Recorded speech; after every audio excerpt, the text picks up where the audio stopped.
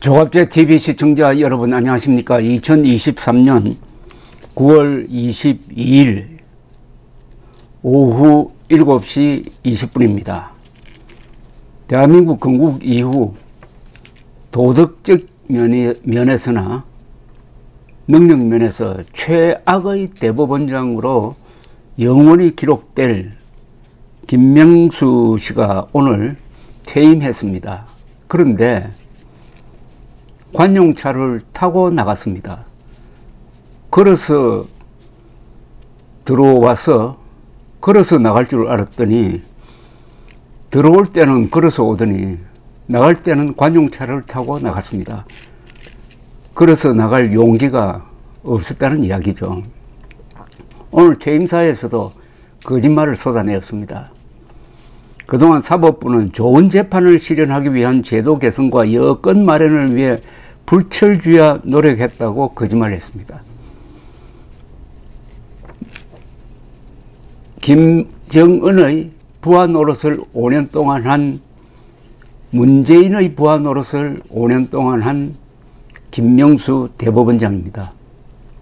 그러나 이제 그 권력의 갑옷을 벗고 한데 서게 되었습니다.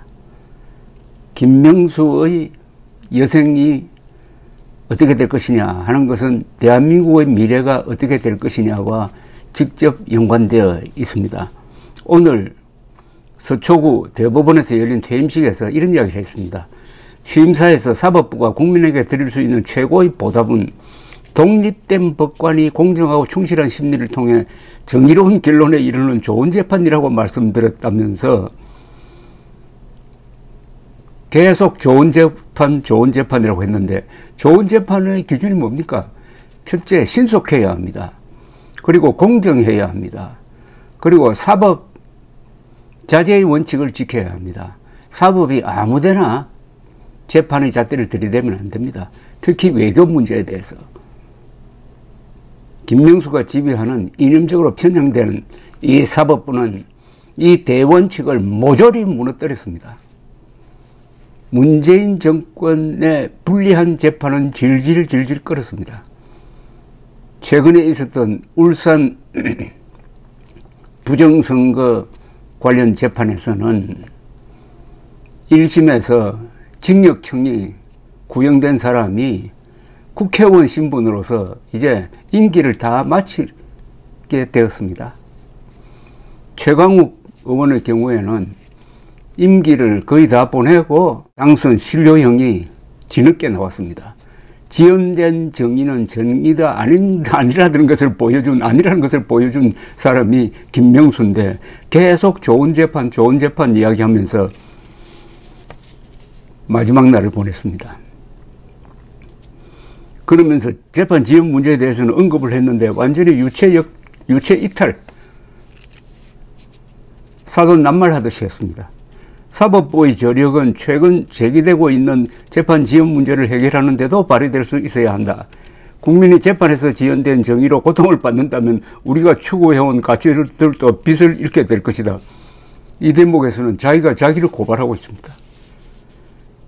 김 대법원장 재임 시절 전국 법원에서 민사 합의 사건 처리 기간은 계속 지연돼 가지고 사법 영감에 따르면 지난해 전국 법원 민사소송 1심 평균 처리 기간은 14개월로 전년보다 2달이 늘어났습니다.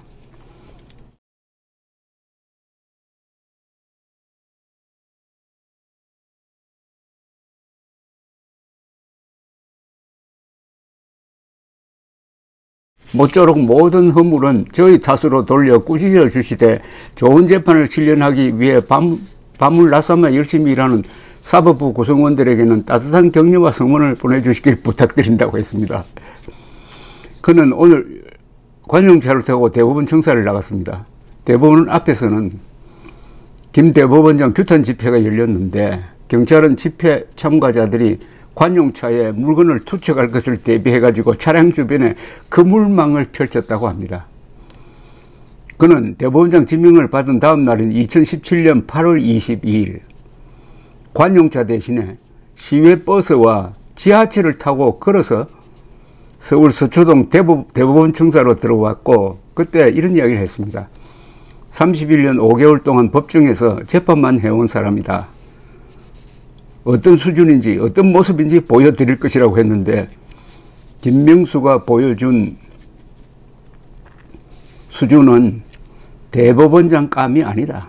그런 사람에게 대법원장이라는 엄청난 완장을 채워주었더니 문재인에게 충성하기 위해서 열심히 뛰었다. 그러는 과정에서 엉터리 징용공 재판으로 한일 관계를 파탄지경으로 몰고 가고, 선거 토론 중에 거짓말은 거짓말이 아니다라는 판례로서 이재명을 살려줘가지고 오늘날과 같은 이런 판을 만들고, 그리고 몸이 아파서 그만두겠다는 판사를 향해서 민주당이 당신을 탄핵하려고 하니까 탄핵받고 나가라는 식으로 사표를 받지 않았던, 그리고 우리법 연구회라든지 국제인권법 무슨 모임이라든지 그 말 자체가 법치를 파괴하는 그런 단체 소속 사람들을 중용함으로써 우리 사법부를 독립성을 훼손하고 몇십 년 전으로 후퇴시킨 자, 그리고 전임 양승태 전 대법원장을 구속으로 몰고 간 자, 이제 양승태 전 대법원장 자리와 김명수 자리를 이제 바꿔야 할 때가 아니냐 하는 생각이 듭니다. 이자의 지난 6년에 대해서는 조선일보 양은경 기자가 지난 9월 7일에 칼럼을 썼는데, 김명수 나갈 때도 걸어서 나가라 하는 제목입니다. 요걸 읽어드림으로써 김명수 시대의 지긋지긋한 6년을 마감하려고 합니다. 2017년 8월 22일 김명수 당시 대법원장 후보자는 관용차 대신 시외버스와 지하철을 타고 걸어서 서울 서초동 대법원 청사로 들어왔다. 그는 31년 5개월 동안 법정에서 재판만 해온 사람이라면서 어떤 수준인지 어떤 모습인지 보여드릴 것이라고 했다. 버스 출근으로 탈권위를 표방했던 김명수 대법원의 상징은 이제 재판 지체와 거짓말이 되었다. 처리기간이 2년을 넘는 장기 미제가 민사 1심 기준 3배 가까이 늘었고, 현직 판사가 언론기고로 재판의 실패를 공식화했다. 국회 탄핵을 거론하며 후배 판사의 사표를 수리하지 않고도 이를 부인했던 김 대법원장은 거짓말로 검찰 수사까지 받게 되었다. 겉으로 드러나는 현상보다 무서운 것은 조직의 동력이 사라진 점이다. 개개인이 헌법기관인 판사들에게 가장 두려운 존재는 상사가 아니라 후임자라고 한다.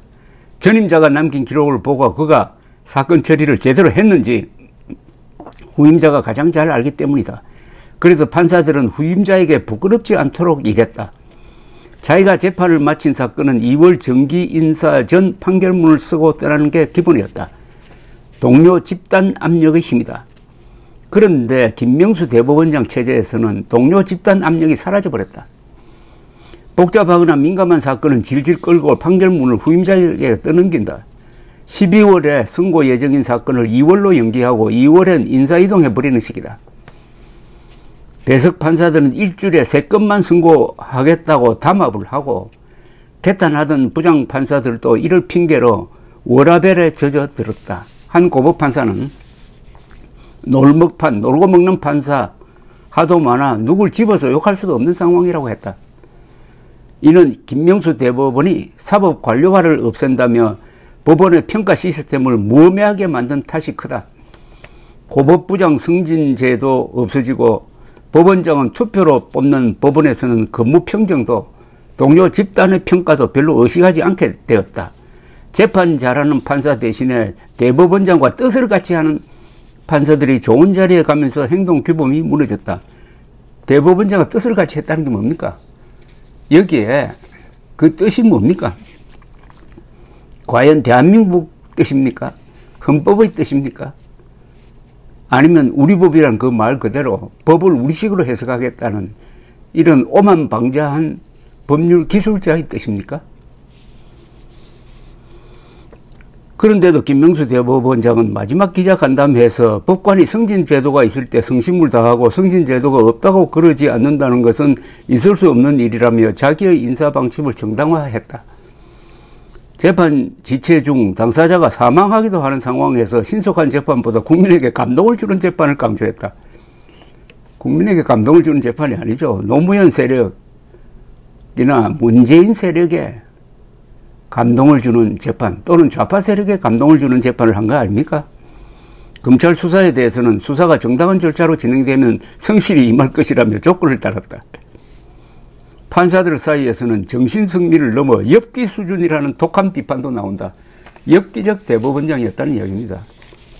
한 부장판사는 지난 6년이 떳떳하다면 퇴임 후 당당히 대법원 정문을 걸어 나가라고 했다.